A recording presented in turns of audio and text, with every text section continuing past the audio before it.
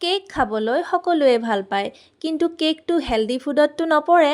যদি তাক অকণমান হেল্ডি কৰিব পাৰোঁ, তেতিয়াহ'লে ল'ৰা-ছোৱালীক খুৱাবলৈ অকণমানো চিন্তা নহয়। আৰু কণী আৰু গাখীৰেৰে বহুত কেক খালোঁ, নহয়নে বাৰু? যদি কেতিয়াবা আমি ফ্ৰুটেৰে কেক বনাব পাৰোঁ, তেতিয়াহ'লেতো ল'ৰা-ছোৱালীক খুৱাবলৈ বহুত বেছি ভাল হ'ব। আৰু মই বনাইছোঁ পিয়াৰ কেক, মানে নাচপতিৰ কেক। আৰু নাচপতিৰ কেকটো মই প্ৰথমবাৰ বনাইছিলোঁ আৰু সঁচাকৈ কৈছোঁ ইমানেই বেছি ভাল হৈছিল।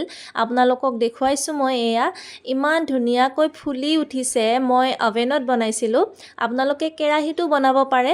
আৰু সম্পূৰ্ণ ৰেচিপি লৈ মই আহি আছোঁ। আৰু বৰ্তমান মই আপোনালোকক দেখুৱাই দিছোঁ, কেকটো চাবচোন ইমান ধুনীয়াকৈ ওলাই পৰিব। মই ভিতৰত কোনো ধৰণৰ বাটাৰ পেপাৰ ইউজ নকৰাকৈ এয়া দেখিছেনে, ইমান ধুনীয়াকৈ ওলাই পৰিছে। আৰু এনেকুৱা ধৰণৰ কেক যদি গাখীৰ আৰু কণীৰ অবিহনে বনাব পাৰি, তেতিয়াহ'লেতো আৰু কোনো কথাই নাই। আৰু ইয়াতে মই অকল ব্যৱহাৰ কৰিছোঁ পিয়াৰ, মানে নাচপতি ব্যৱহাৰ কৰি যদি ইমান ধুনীয়া কেক এটা বনাব পাৰি, তেতিয়াহ'লে ল'ৰা-ছোৱালীক খুৱাবলৈ কোনো টেনশ্যনেই নাই আৰু।